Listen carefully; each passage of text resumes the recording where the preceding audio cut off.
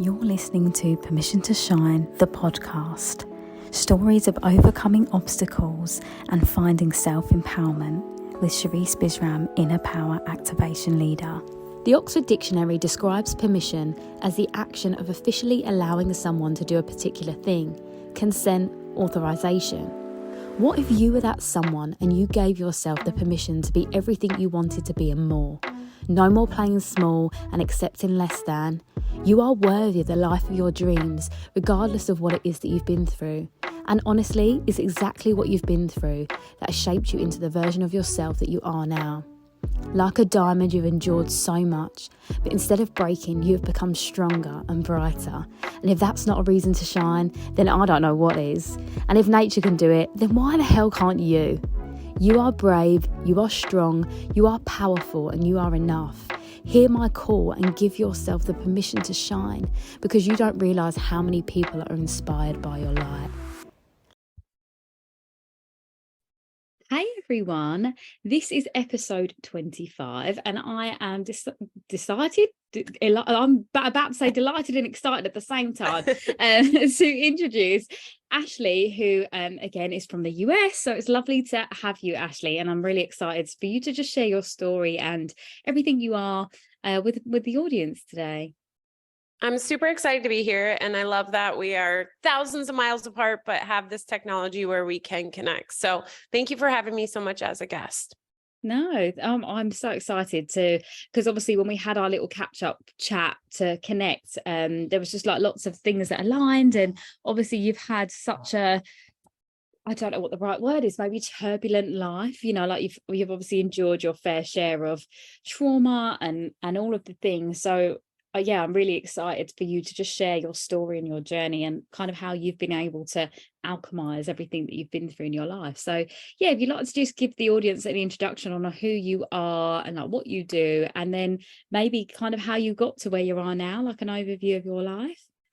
Yeah, that sounds great. So as you said, I'm Ashely Abraham. I'm a solution-focused self-love mentor, trauma coach.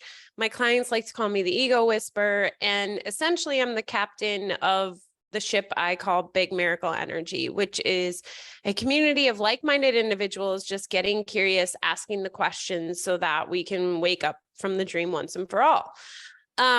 So yeah, about me growing up, I was just a vibrant being. I asked millions of questions. I, was loud and just had this look on life that was not like many people. And that scared people. That, I was a mirror and I did things that would seem outrageous. And I was very similar to my father. My parents were divorced, but my father just had this love for life. And he was just like this gigantic child who everything was new. And, it was just beautiful. But as I grew up, I started to hear the adults around me talk about my father as being mentally ill, being immature, childlike. And what I realized was, shit, that's how I am. Like, if this is how they're talking about him, then I really need, this isn't who I should be. So I slowly began to lock that version of myself up and started to push away from my father as well. His mental health, according to society, would say declined significantly.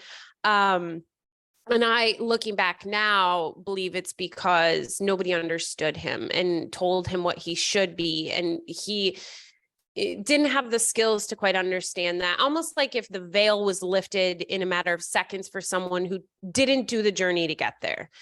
So I continued to lock myself up, and I would say I was a chameleon. I became exactly what you wanted me to be in any moment. I could walk into a room of billionaires and charm the room. I could walk into a room of homeless people and charm the room.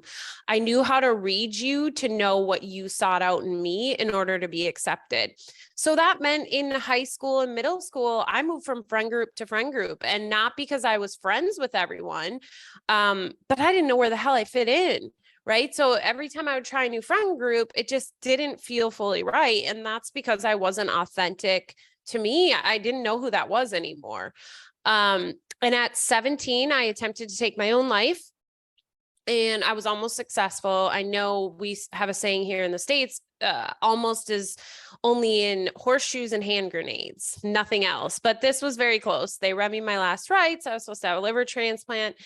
And the day of the transplant, there was this large group of doctors. And what I remember was this Indian woman, it was a learning hospital, right? So there was lots of students there. And she stepped forward and she said, "You're going to live. We can't explain this by medicine. This is a miracle."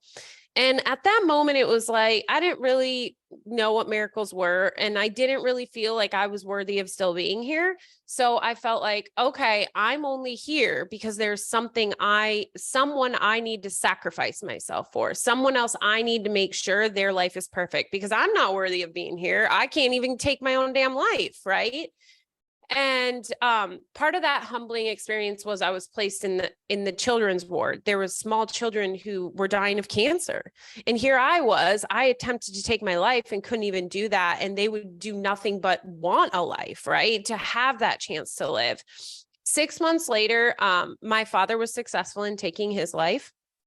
And so in those 6 months prior to him being successful in taking his life was really my exploration of like, okay, where do we go now? We know trying to be someone else isn't working. Do we go back to that girl we were? And I tried it back and forth, but with my dad committing suicide, it was like the final nail in the coffin. It was like, nope. Like, you can't even successfully do that. He took his life. You didn't. We can't go back to that little girl. We've just got to create happiness outside of us. It's non-existent within you. You can't find that. And that's really when my journey began of seeking everything outside of myself. I did years and years of therapy. So there was inner insight and awareness and deep work. I did EMDR. They ended up diagnosing me with bipolar at the age of 18 based on my father's history and just my erratic moods, which looking back now is because I didn't know who I was. After 10 years, I received that diagnosis got dismissed because, I did the work to figure out who I was. I was stuck in a place of extreme duality, moving from the high highs to the low lows, because again, I didn't know who I was. And I found my ex-husband and my adopted son. And at that time, my adopted son had been through a crap ton in his small life. He was only 5 months old. And I was like, this is why I lived.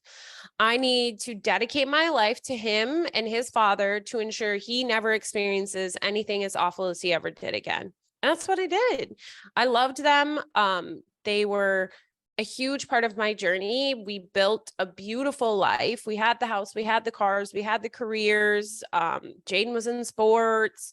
Everything looked perfect on the outside. And I had done a ton of mindset work in my late 20s, early 30s. I was part of an MLM, multi-level marketing group that was really big into personal development. It was a big movement then of, Rachel Hollis and Brendan Burchard and all those people. So I really dove in and I was doing the affirmations and I was doing the cold showers and doing all the mindset things. And then boom, at 32, I was getting a divorce and everything I had built for my happiness or my status in order to mask what was really going on within was gone.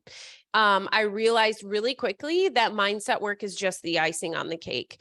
Mindset work is beautiful, but in all reality, your cold showers, your affirmations, your meditations are not going to withstand the test of time if you don't do the deeper work.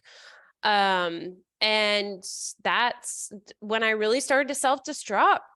I realized that I had tried to take my life before and was not successful. So I knew that probably wasn't an option again, right? Like I didn't want to go through the psych ward and all of that. So instead, I just did my behaviors of someone who felt they were unworthy of living. I was going to the bars at night. I was taking random men home. I was doing stuff completely unimaginable to me. And I had gotten a job, my career in child protection. And mind you, back when I was diagnosed with bipolar, I was told by doctors that I would never work. I would never obtain a 4-year degree because my mental health was so severe and persistent. fast forward, I obtained a 4-year degree in social work, graduated with honors, and then obtained one of the most highest burnout rate jobs there is in the entire world. And that's child protection. And I stayed there for over a decade. But in that process of being a child protection worker, we were really at the forefront of understanding trauma before it became a buzzword, and how trauma impacts people in their childhood, and then how they repeat in their adulthood. One of my favorite articles is Ghosts in the Nursery. And it really talks about, if you don't heal the shit from the past or forgive it, you're going to repeat it in the future with your own children. So I did a ton of work with my clients on that. But the problem was I never did my own. I did tons of therapy, like I said, but this is different. This is different than your typical, I'm going to stick your ass in a box, CBT, DBT, that type of therapy. I got in trouble at work. I was forced to meet with a woman who I absolutely did not want to meet with. I met her 7 years prior and thought she had rose-colored glasses on and one day was going to figure out what life was really about. And she held a light. She held the light for me when I didn't have any remembrance of light myself. And I could come in and literally tell her whatever, and seeking her to be like, yeah, you're a piece of crap, you're not worth this. But I never fazed her. She just looked at me and held this light for that little girl, not even the one before I got divorced, but the little girl, the true, authentic version of me that's curious and pure love and excitement and all of that. And that's when my journey really began. And when I really got to a beautiful place in my journey, which I believe your journey is lifelong, I was like, man, I never want another woman to not feel the kind of self-love that I have found. And I remember before I had to meet with this woman, I was trying to Google fix myself. I was like, trying to Google, how do I survive after a divorce? How do I survive after a trauma? And literally all it was telling me is everything I was doing wrong. And that just produced more shame and guilt. One of the first books I really consumed when I had this different lens of like, we need to go deep, was The Power of Vulnerability by Brene Brown. And that just, all of my clients, I have listened to that book. Any friend who comes to me is like, do you have advice? I have them listen to that book, because it's really a book that introduces you to, you're normal. You're not alone. Like, we've all been through all this shit, and we all slime people with our shame gremlins. And so that book, if anyone's listening, I know this wasn't part of the question, I would, and you're like, oh, how do I start this journey? Go listen to that book, because it really gives you permission to face the stuff that you feel so embarrassed of, or feel like you are so different. And it helps you to get a different understanding and kind of separate it from yourself. So I built my business. It blew up really quickly. And then I started chasing money. I was making a lot of money. I got involved in a business group that, granted, I learned a lot of amazing things about myself in that group, but they also were very focused on the shiny objects. And we would talk about at retreats sometimes about how to write off a jet, how to write off a car. And it was really about just selling people, right? Like we were being taught to become really great salespeople. One of the main leaders, though, really introduced me to this understanding of how powerful I was within. He more took the approach of like, let's go deep, and was less surface level. But that group sent me into the trajectory of my ego, which I needed. I needed to be able to see what I was dealing with and what I was untying from. And life fell apart again really quick. It wasn't as scary looking, but I figured out who was actually in my corner and realized that there's so much more than money. Money doesn't matter. And that my journey here is not about making a better illusion, but it's about learning to wake up from the illusion, remembering who I truly am, which is pure love, pure oneness with God. And that is when my journey shifted. My business is doing well, or it's doing great, I think. And yeah, life is just really aligned, and I've built an amazing community. And the most important thing to me today A Course in Miracles is what I live every day, and it is my journey, my path that I found resonates with me. And it has a statement of how many teachers of God does it take to save the sonship? And I might have got some of those words wrong, but that's my interpretation. And it's only one. So my focus here is that I do my fucking work, right? Like I do my piece of it. And in reality, we're all one, right? That's why it only takes one, because we're all one. But the lens I'm looking through of the piece of the one is here. And as long as I show up with love and forgiveness every single day, it's impacting the one. So yeah. Absolutely. No, amazing. Thank you. Thank you so much. I mean, I just let you go because you had so much to say that I was like, yes, keep going. And it was beautiful. And yeah, there were so many things in your story that resonate with my own story as well, which is just so wonderful. And I think really the reason why, I've created this podcast in so many ways is, not only for the listeners to like hear and feel seen and heard, but also there's a part of myself in this that feels seen and heard in, my own journey and the revelations that you found. I've had my own variation of exactly the same thing, which is just so beautiful.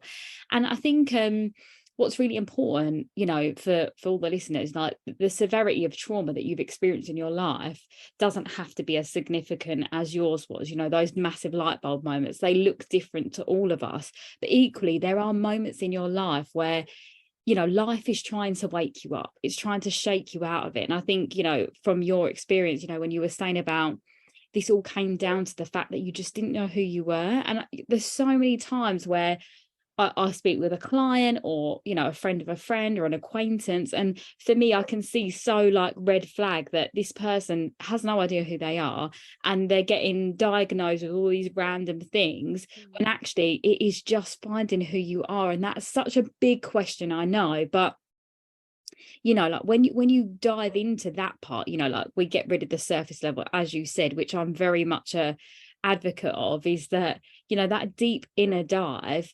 And it always comes down to, again, what something similar you've said, is the unpacking, the unlearning of all of the layers that society and our family and other people's opinions have told us to be. That very core version of ourselves is always the purest and the most love, and that most deepest vibration. And I always talk about it as being like a little flame inside of us, and it's sheltered and the light's dull, and the more we can let that flame rise and shine out, our light then inspires other people. But it is first and foremost about, as you said, taking those layers off so you can see. And again, you said about Brene Brown, and that was really the start of my spiritual awakening, was that moment where I hadn't realized that my whole life I'd strove, I don't think that's a word, but I'd pushed forward in my toxic masculine energy my whole life, again for survival, because I had no other way of being. I was in constant fight response mode my whole life. And my aunt told me about, she was like, you've never been vulnerable in your life. And I was like, wow, okay. And that was from a place of love, because she was seeing that I was just really debilitated by my own walls of strength that I'd created. And I watched the I think it was Call to Courage on Netflix by Brene Brown, and that was my very first kind of taster of vulnerability. And now I'm a massive Brene Brown fan, and I shout her name to the high heavens, because I'm like, yeah, this is it. How can we put vulnerability on the forefront and let that be how we're seen? Because even in society, like as women, like when we're on Instagram, the filters with AI now, there's no real platform for it, as in like we're not celebrating it enough, that vulnerability thing. And if we did, the world would just be such a kinder place, wouldn't it? And I think that's really the core of everything I'm doing as well now. And again, you said about ego, and I was like, yes, because I think survival teaches us ego, doesn't it? And I think, I don't know if in your process of when you became successful in your business and the ego took over, it's almost like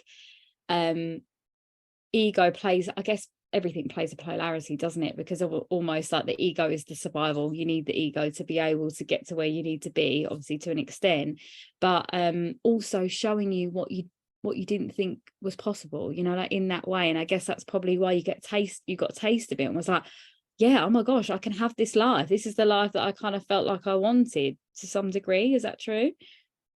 Yeah. So first, so like the ego piece, I used to believe that. Because you're told that, especially in the new age movement, that you must have the ego in order to stay safe and stay alive. So that's true in one aspect. In order to stay in the dream, you must stay tied to the ego, because this is the ego's dream.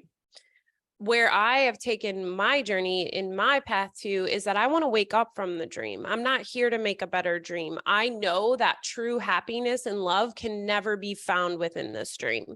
It is outside of the dream, which is within me, right? That's where the pure oneness at home with God, and you realize that you never actually left. You're dreaming. It's like if I dreamt tonight that you were in my dream, it's not like you walked your ass into my brain and were there. Like, you are an image in my mind, and that doesn't make it any more real, right? And that's exactly what this is. It's a bunch of images in your mind. Your mind is what's projecting this. Your brain is just a decoding system, and your body just responds to the mind as a vessel of separation, a vessel of reminder that you should be in this place of fear and shame and guilt and separation. So for a while on my journey, I really was like, oh, you make friends with the ego. The ego is a necessary part, but that's another ego trick. So the ego doesn't want to die. The ego wants you to die. That's why you are currently living the cycle of birth and death. Every time you get sick, it's a tiny death, a reminder that you will die one day. But guess what? When you start to untie that ego, when you truly know who you are, you realize you're an eternal being. Only this body will appear to deteriorate and die. You, who you really are, cannot die.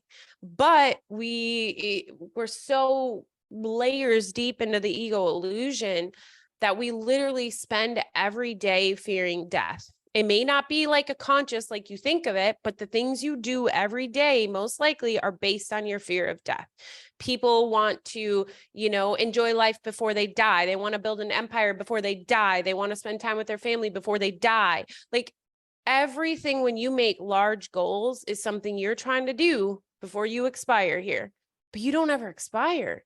And knowing that at your core is one of the most freeing feelings ever. And it allows you to really see this place as the classroom it is for forgiveness at the level of the mind. And forgiveness at the level of the mind is not like, hey, you hurt me, but I forgive you. It's, I realize that never happened. This is a projection of the mind, my mind, and I'm dreaming this. And it's a projection of my own shame and guilt of what I believe happened. So I know I kind of went off on a tangent, but yeah, really taking that next step. And anyone listening who has really been taught that the ego is your friend and that the ego is necessary, I encourage you to just get curious about that, right? Because the only reason why I found where I am today is because I didn't take it at face value. And unless you feel pure oneness within you, holy in love, and nothing phases you, you're still on the journey. And if you're still on the journey, you should never take anybody's telling you of this will heal you, that will heal you, unless you truly feel healed, which means you no longer experience pain, suffering, fear, separation. So that would just be my invitation. Continue to get curious. I'm not saying it's right or wrong, and maybe that's your path, but if you're not asking the questions, then you're not living intentionally. You're just sleepwalking with a new movement, right? The new movement of the new age movement. Many people are sleepwalking in that movement. They just found a better feeling movement to be a part of, but they're just following what the leaders are saying. And again, that's not your truth.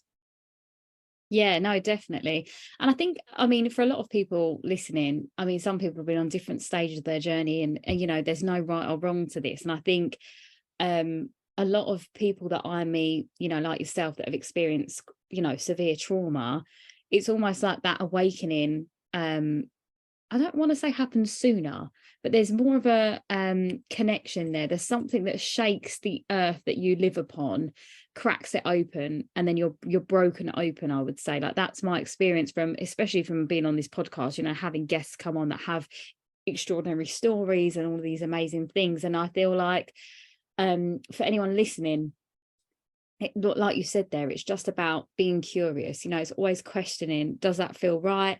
Do I agree with that?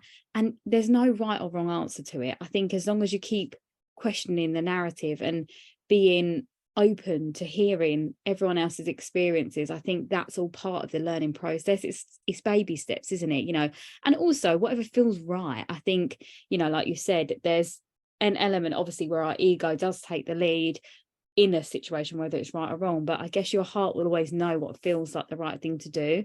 And it's a journey. Everyone's journeys are different. So I think if you're listening and you feel like, wow, like Ashely's just got it like that, I mean, your life to get to that point has been so different. So I think, yeah, for the listeners, I'm feeling like, you know, don't feel like, oh my gosh, I've got so far to go, because your experience of this will happen at your own pace. And, you know, it might be that you get to the end of your life and you realize this, or it might be something that happens tomorrow and you'll be like, oh yeah, that's what they meant by that, you know. So it's everyone's journeys are different, and it's honoring that space. But yeah, as you said, you know, if we can connect to that compassion and curiosity, I think that opens so many doors. And a massive part of like my journey and my like ego death per se was the understanding that I can be right, someone else can be right, but I can also be wrong, someone else can be wrong. You know, there's no like there's no direct polarities within it. It's very much like an open-ended question a lot of the time, because it's our perception of what we believe and from what we've learned and experienced. So I would just kind of throw that out there within this theme of, you know, the ego, because the ego wants to keep you safe always, and that safe looks very different to whatever we've experienced, doesn't it? So, you know, for me, I've experienced my own share of trauma, so my ego will try to project a version of that out for me, to almost as a test for me to see if I'm going to fall for it or not. And then it's up to me whether I, you know, believe into that narrative or if I choose to take a different approach. And I think that's the thing about, you know, going through trauma, going through these experiences and opening yourself up to these questions, is you can discern more in that space. Whereas if you've always done what you've always done, you'll only ever repeat the same pattern. So yeah, this is kind of my interpretation of what you're saying, but from a perspective from especially UK listeners, we have a different way of kind of like processing information. So I felt like if I just reiterate what you've said in a different way, it might help some of the listeners that are lost, you know, like just to find their way through that space, because we'll interpret it all differently, but yeah, along that kind of line. Yeah. So I guess I would say on your journey, you know, through all of this and this experience, like what would you say was like the real pinnacle moment? Because I know you've obviously, you know, the fact that you're here, you're living a miracle, you know, that's all of that. But when would you really say was the moment in your life that you can remember that you gave yourself the full permission to be the version of you that you are now? Like, was there a moment? Was there like a aha, a hallelujah? You know, what was that moment in your life? Yeah. So first I want to just quick revisit the topic of time and people being like, oh gosh, like I'm so far on this, you know, Ashely's so much further. I've got so much time to do. I'm here to tell you that time is a man-made construct. Time and space does not exist where I'm talking about. So that means literally all it takes is a holy instant for you to understand this. So you could tomorrow be way in a different place than you are today. You could be in 2 minutes, right? Time and space doesn't exist. And I think that's another big piece we struggle with today in worshiping gurus and things like that. We believe you must be at it for years to be good at it, when in fact, that's not how this journey operates. Time and space doesn't exist. So though we're experiencing time and space, the truth is outside of time and space and doesn't play that game, if that makes sense. And then the ego, my belief, which might not be everybody's belief, is never wants to save you. It always wants to remind you of your pain and suffering. That's why we project. We project it out as a reminder that we are actually separate, that we're separate beings, right? Because when I project something on you, it's a direct reminder to my subconscious that I am separate, right? That's how I can attack. I can attack you, because that's all it's either a cry for love or a sharing of love, everything we do. So when you're coming from the ego, it's the cry for love, it's the attack, it's the fear, it's the acknowledgement of separation.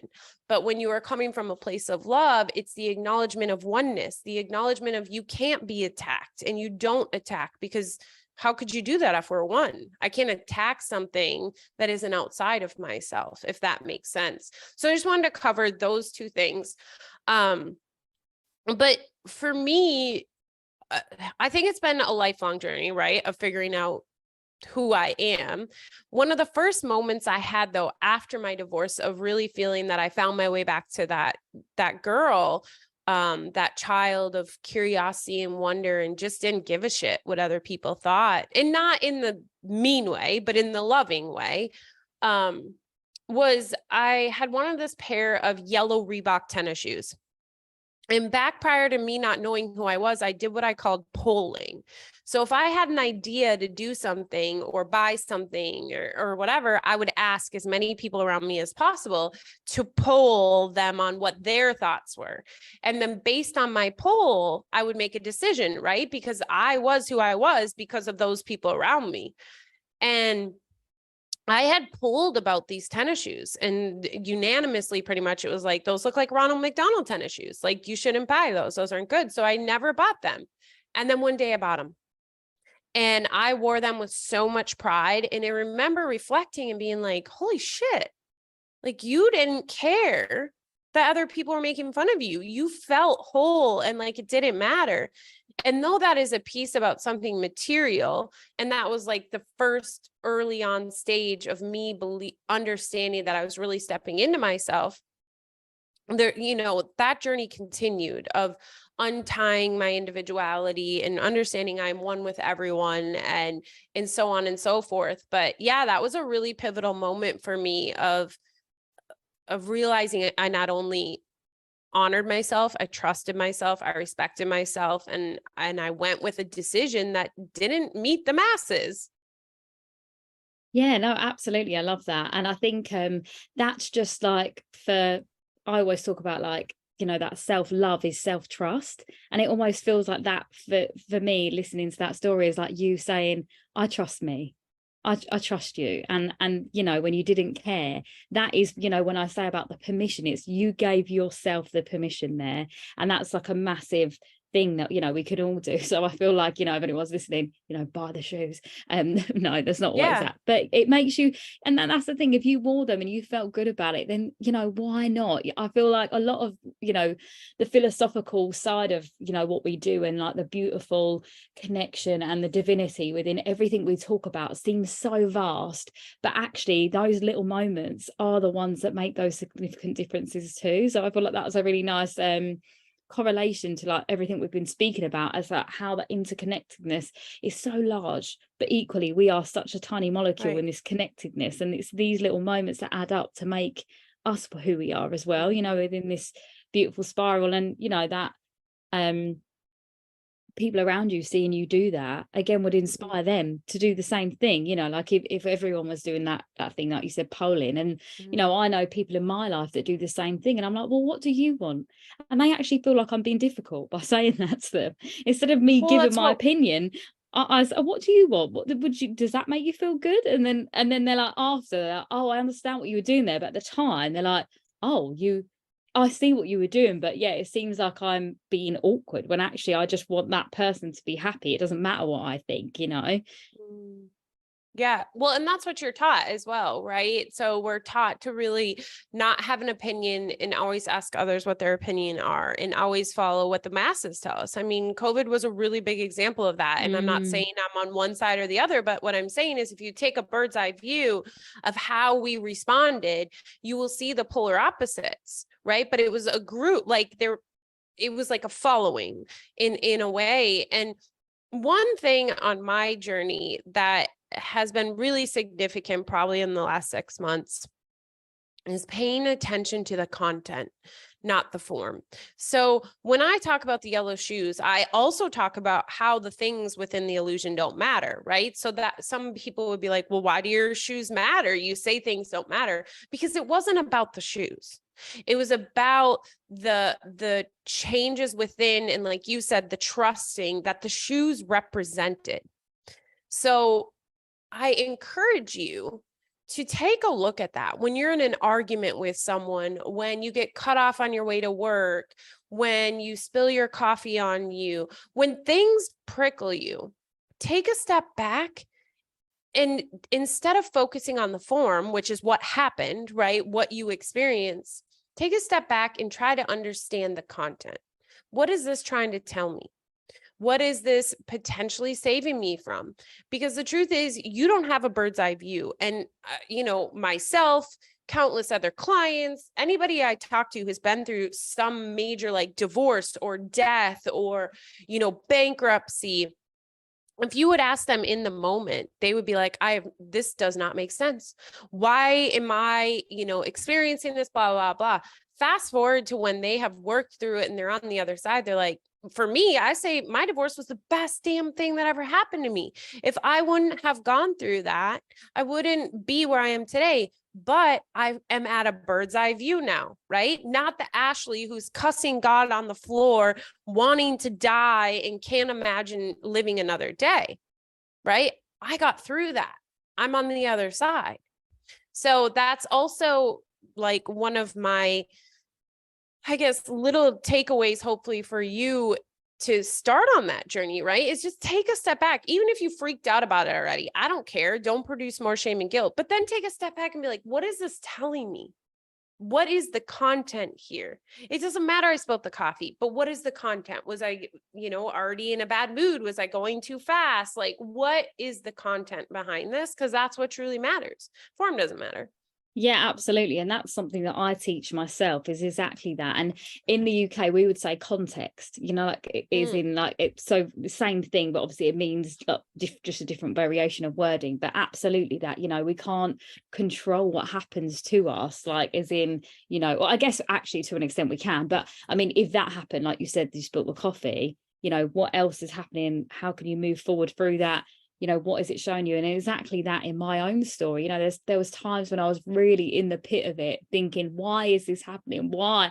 And now this is all why I tell this story and why I share everything I've been through for exactly the same reason, especially because I don't want anyone else to, go through what I did if I can help it. And understandably, I know that everyone's going to go through their own variation of that, because that's part of becoming, isn't it? Who you are now and unlearning and all of those things. And I think that's the process of possibly awakening in some sort of a sense, is that you awaken from, like you said, that ego dream or that ego state of, I guess, I don't want to say control, but there's an element of that definitely. And I really got what you were saying with the COVID thing as well, that this is the thing about society. And I think in the Western world, we get so consumed by external, don't we? And it's like that cult following from social media and all of these things, especially as women. It's so hard, I think, for a lot of women to discern, especially like body image and all of these different things. There's all of these components. And actually, a big part of my work from being a dancer as well, and like focusing on body image, is the fact that the minute you start to accept yourself as you are, and the minute you start to build that self-trust and that self-love, what your physical body looks like doesn't matter anymore. And that's what I really find with so many women. And it does go down to that root. You have to go back and find out, that little child that was called fat her whole life, like it's reparenting her, isn't it? To find her, make her comfortable in a space and make her see actually, what is fat anyway? Let's be honest, it's all these different variations of people's ideologies of what it is, that's a different subject. But I think when we ultimately, when we do put that energy into going inward, finding the parts of us that make us feel unwhole and repairing them by loving ourselves more, that's when everything outside of you, as you were saying, doesn't really matter.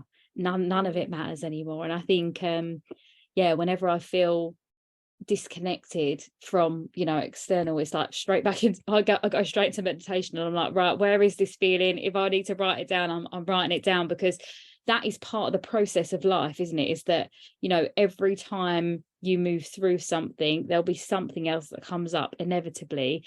And I think that's something that you build resilience through, isn't it? You know, that resilience is understanding, okay, something's happened, how can I move through this? Do I let it pass through me? Is there anything that I need to do differently in this situation? And it's having that, it's the seat of the soul, isn't it? You know, being able to sit back and watch it play out in front of you. You don't necessarily need to take part. It's like that overview. Yeah, I think you kind of tapped on it earlier, is it's a change in perspective, right? Like, I feel like that's really all we have control over here, is a change in perspective. Because the reality is we live in duality. And when you live in a place of duality, if you experience the highs and the excitement, you're going to experience the lows. So if that is the case, which it is, I mean, that's been proven by scientists and everything else, that we live in duality, then all you truly have control over is switching your perspective and no longer putting weight on the highs or putting weight on the lows. Some of my favorite statements are, I just is, it just is, and God is. It like stops you from going down the rabbit hole of weight, right? It just is. It just is, right? If you're running late to work, it just is. You don't need to sit and place all this weight on it, because it's not going to change it. All it's doing is causing you extra weight and shame and guilt and anger and why me and blah, blah, blah, which is not helpful. Absolutely. No, I completely agree. I completely agree with that. And actually, there's been so many times in my life where, you know, I've had that change in perspective and the growth of myself, and then something happens and arises and I'm like, that's interesting. And then just letting it play out in front of me. And I'm like, wow, this would have been different. Like before, I'd have been so overwhelmed by it. And actually just having that ability to take a step back and change my perspective on it that is probably the freedom that I was looking for my whole life. You know, like I was so shackled by my own expectations of what I felt like I should have been, or what life should have been for me, and all of these things. And actually, maybe not life should have been for me. I felt like I dealt with a hand that was given to me. But I think when I took a step back out of it and realized, actually, none of this is happening to me at all. This is just the way life is unfolding. And, you know, the wisdom that I've gained from that obviously makes so much sense. But yeah, as we said, it's going to happen regardless. So, you know, if you choose to really, you know, go inward and do that and take a step back, it's freedom. And that's the limitless feeling that I think we all deserve, which is part of that interconnectedness of oneness, isn't it? It's like, cool, just let it be. And I think that's a really nice sort of refreshing feeling, isn't it? I feel like we've gotten so much further away from it. I feel like a lot of the new movement is putting us deeper into the ego. And the way to share what I'm talking about is, we talk about this oneness, right? We're all one. But look at what the Barbie movie is doing. I don't know what it's like in the UK, but people are in an uproar either on this side or that side based on the Barbie movie, which is fine. You can have an opinion, but the amount of weight they're placing on their happiness and everything else based on what people think about this Barbie movie, that is a direct representation of what we're living every day, feast or famine, right? It's the ego illusion, creating an illusion within the illusion, which is a Barbie movie that has people so emotionally invested and weight placed on something that first isn't even real, right? It's representing the illusion you're already living in. So if you're getting that angry about an illusion within an illusion, can you imagine how much weight you have placed on the illusion already? A lot. So, and again, that's not an attack on anyone having an opinion about the Barbie movie. I have an opinion, but I don't place weight on it. Like, if people don't agree with my opinion, I don't care. And if my opinion changes tomorrow, I don't care, because at the end of the day, this is just an illusion. And the only way to get out of it is to release yourself from it, to untie yourself from it. And by putting more weight on it is so far from untying. Yeah, I completely agree with you. You know what's funny is, like, when you said about the two sides of the Barbie movie, I hadn't even thought about that, because where I've just, had my own opinion, then just let it go. I even forgot to even care, So when he was telling me about it, I was like, yeah, actually, I think I do remember a loose conversation about this, but I'm just so unconcerned about what anyone else thinks. I'm like, oh yeah, that is true. And it is so true, because yeah, we hold so much weight on things. And even the idolization of, celebrity culture and all of that, the minute I dropped that was again a massive release. I was like, wow, like, I don't need to idolize that person because I like that song. Like, that's just, is freeing, isn't it? But we're so conditioned to be, controlled and manipulated, that we get lost in it. And it's like that zombie thing, isn't it? You're just mindlessly living. You have no idea of, like, how you can actually discern all of this. And I think that's definitely all part to play in all of these, like, this unlearning process to, like, it's connect. just distractions. Yeah. Like, so people who are projecting their anger and hurt and shame and guilt onto this Barbie movie, it's allowing them not to look at what's going on within them, right? And you brought that up about artificial intelligence at the beginning, that it's really just another distraction from truth. And I believe the ego created this illusion, the ego belief system. And the smarter we get, the smarter it gets, right? The more distractions it creates from your truth within.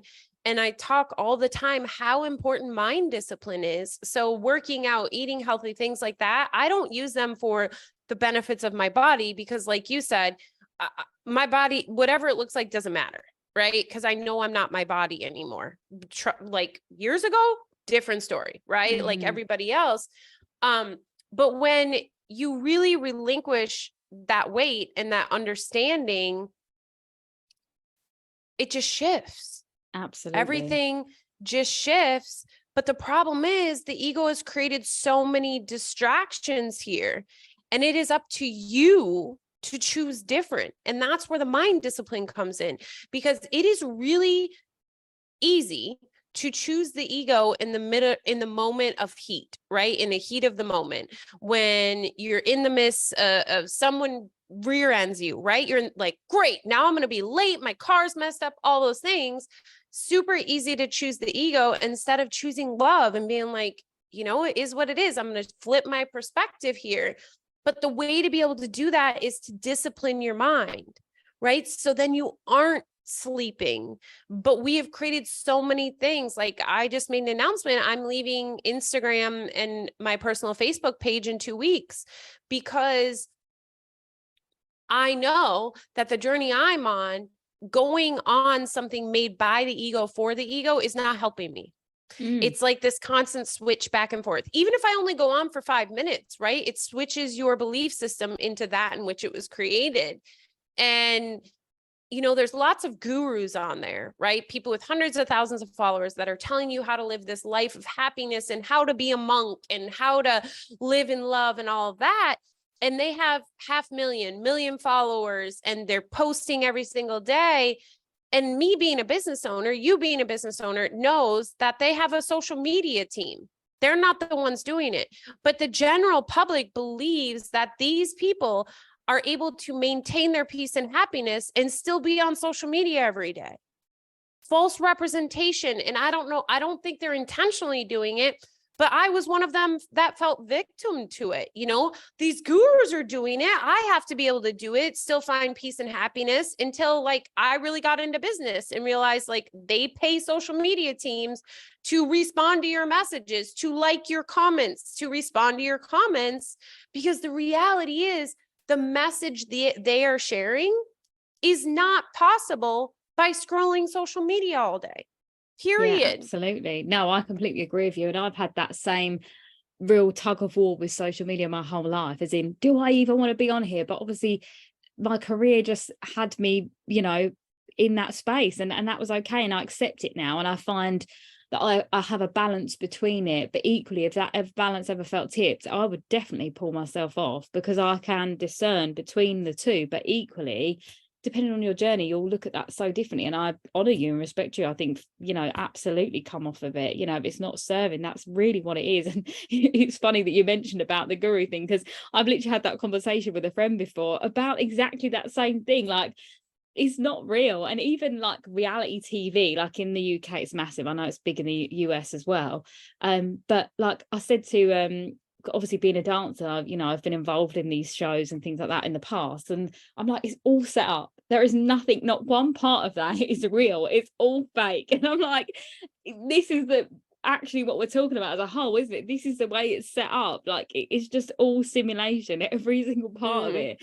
And it's like the minute you're aware of it, everything changes. You're like, well, of course that's just not real, because that's just not it, and that's the freeing part, isn't it, of all of that. But yeah, I'm going to sort of round up, because we've had such a vast conversation, which has been, wonderful, but equally the same sort of underlining tones, which has been really lovely, about this the ego and our journeys and like life and all of these beautiful things. So I guess, you've given us some really great tips in that, like about discernment, questioning, curiosity, and all of those wonderful things.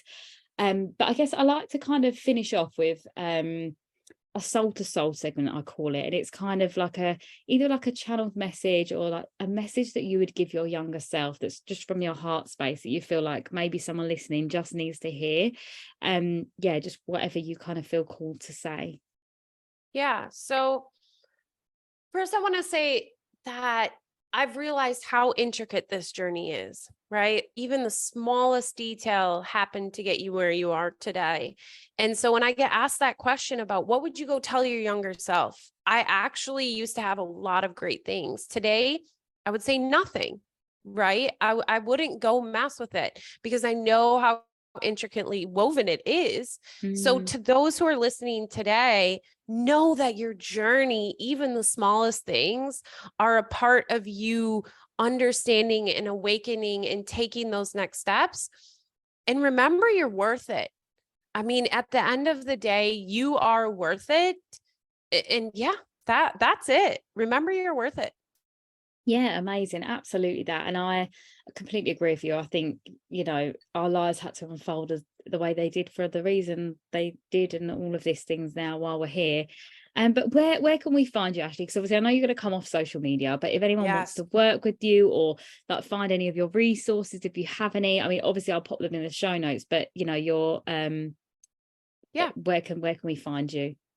So bigmiracleenergy.com has all of my links. I'm on YouTube at Big Miracle Energy.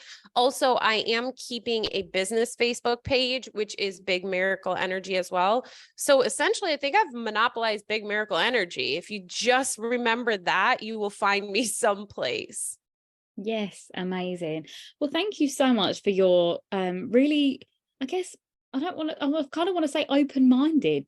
Like, I feel like you just open probably so many aha moments for a lot of people that probably were never aware of, these concepts, or if they were aware, you've just mind blown, I think, a lot of people, which is, great. That's the impact, right? It's like shock and awe. And I think that's definitely it through, your life. And thank you for sharing your journey and your process to getting you to where you are now, really. I think, this space is always to just show people that there's lots of different ways of, giving yourself the permission to shine. And, it's nice to be in your presence and just feel your openness. Yeah, thank you so much for having me. I've had a wonderful time, and you as well for just being open to maybe thoughts you hadn't thought about before. I appreciate you providing that space, and I know this will impact people, so I appreciate you. Yeah, thank you. Thank you.